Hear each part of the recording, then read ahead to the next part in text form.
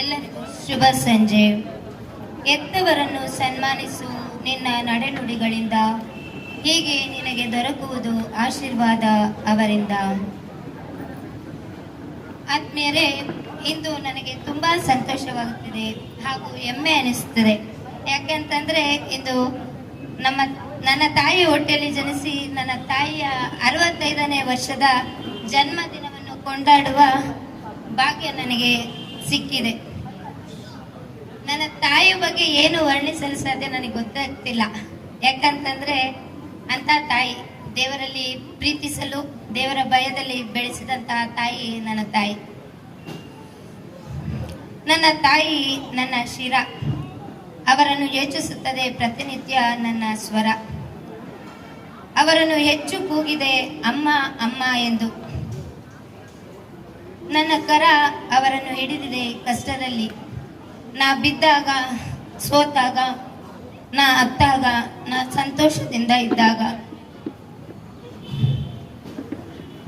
ನನ್ನ ಶರೀರ ಅವರಿಗಾಗಿ, ಅವರ ಪ್ರತಿಬಿಂಬವಾಗಿ ನನ್ನನ್ನು ಆ ಪ್ರಭು ಸೃಷ್ಟಿಸಿದ್ದಾರೆ. ಇದೊಂದು ನನ್ನ ಜೀವನದ ಅತ್ಯಂತ ಬೆಲೆ ಬಾಳುವ ಸಮಯ ಅಂದರೆ ತಪ್ಪಾಗಲಾರದು. ನನ್ನನ್ನು ಎತ್ತು ಹೊತ್ತು ಆಡಳಿಸಿ ಶಿಕ್ಷಣ ಕೊಟ್ಟು ಸಾಕಿ ಬೆಳೆಸಿ ಮಗುವಿನಿಂದ ಇಲ್ಲಿಯವರೆಗೆ ಪ್ರೀತಿಸುತ್ತಿದ್ದು, ಇನ್ನೂ ಪ್ರೀತಿಸುತ್ತಿರುವ ನನ್ನ ಅಮ್ಮ, ನಿನ್ನ ಈ ಪ್ರೀತಿಗೆ, ತ್ಯಾಗಕ್ಕೆ ನನ್ನಿಂದ ಏನು ಮಾಡಲು ಸಾಧ್ಯ ಇಲ್ಲ.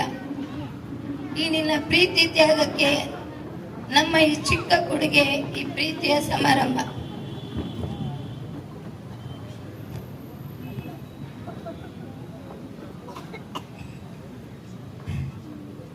ಅಮ್ಮ, ನೀನು ಹೀಗೆ ಆರೋಗ್ಯವಾಗಿ ಈ 65 ವರ್ಷ, 70, 75, 100 ಆಗಲಿ ಅಂತ ಪ್ರಾರ್ಥಿಸ್ತೇನೆ. ಅದೇ ನನ್ನ ಬಯಕೆ ಕೂಡ. ಇನ್ನೊಂದು ಬಹುದೊಡ್ಡ ಕೊಡುಗೆ ಅಂದ್ರೆ ನನಗೆ ಗಂಡನ ಜೊತೆಯಲ್ಲಿ ತಾಯಿ, ಅತ್ತೆ ಜೊತೆ ಇರುವ ಭಾಗ್ಯ. ಅದು ಕೆಲವರಿಗೆ ಮಾತ್ರ, ಆದ್ರೆ ಆ ಭಾಗ್ಯ ನನ್ನದಾಗಿದೆ. ಅಮ್ಮ, ಇದಕ್ಕಿಂತ ಮೀರಿ ನನಗೇನು ಹೇಳಕ್ಕಾಗಲ್ಲ. I love you so much ಅಮ್ಮ. ನಿನ್ನ ಈ ಪ್ರೀತಿ ತ್ಯಾಗಕ್ಕೆ ನಾನು ಎಷ್ಟು ಥ್ಯಾಂಕ್ಸ್ ಹೇಳಿದ್ರು ಸಾಲಲ್ಲ ಅಮ್ಮ. ಥ್ಯಾಂಕ್ ಯು ಅಮ್ಮ. I love you so much. ತಾಯಿಯನ್ನು ಗೌರವಿಸುವವನು ನಿಧಿ ಶೇಖರಿಸಿಟ್ಟುಕೊಂಡವನಂತೆ. Thank you Jesus.